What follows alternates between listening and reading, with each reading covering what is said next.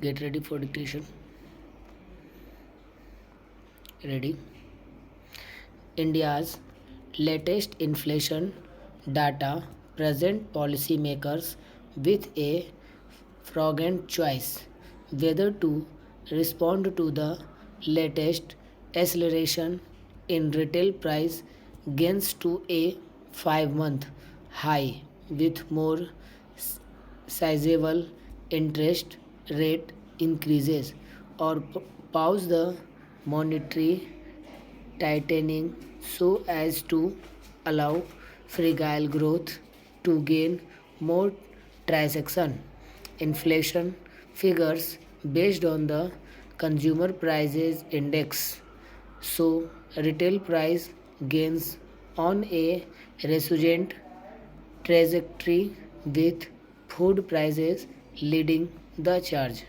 Vegetable and cereals were the biggest culprits, with the prices of the former soaring 18% from a year earlier and rising a substantial 2.6% from the preceding month.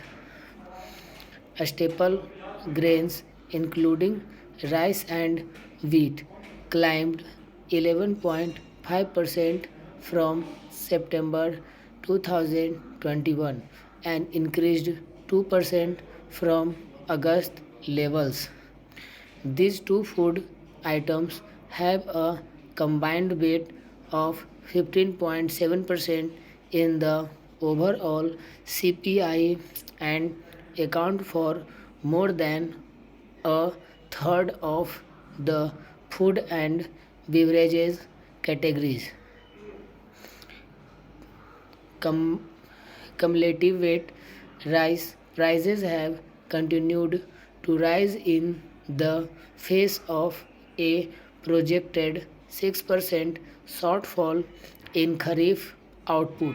The government's efforts to ease supply through export curbs on non-basmati rice notwithstanding heavy rains at the monsoon's tail end have hit vegetable output, causing wholesale level prices to escalate by an eye-watering 39.7% in September, with mouth-on-mouth gains alone exceeding 10%. The forecast for food prices therefore remains clouded with uncertainty, at least in the short term, with the risks tilted to the upside.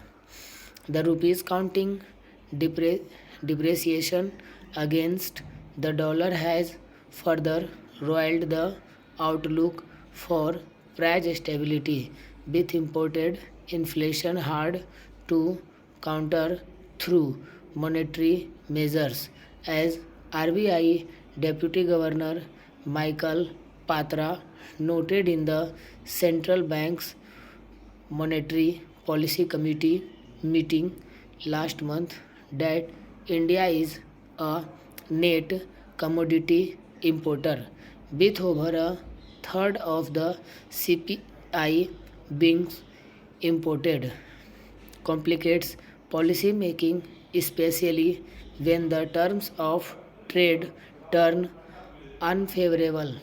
Also, with 5 of the 6 services categories registering sequential inflation as well, it is hard to disagree with RBI Governor Shashikant Das' argument that policy must be aimed at preventing price pressures from broadening.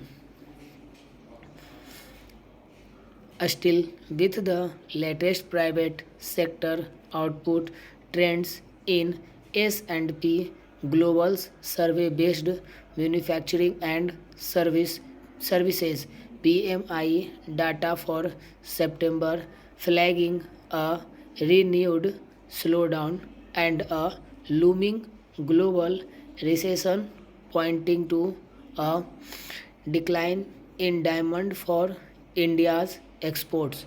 The outlook for growth appears 10 tenuous given that monetary policy affects real interest rates with a distant lag.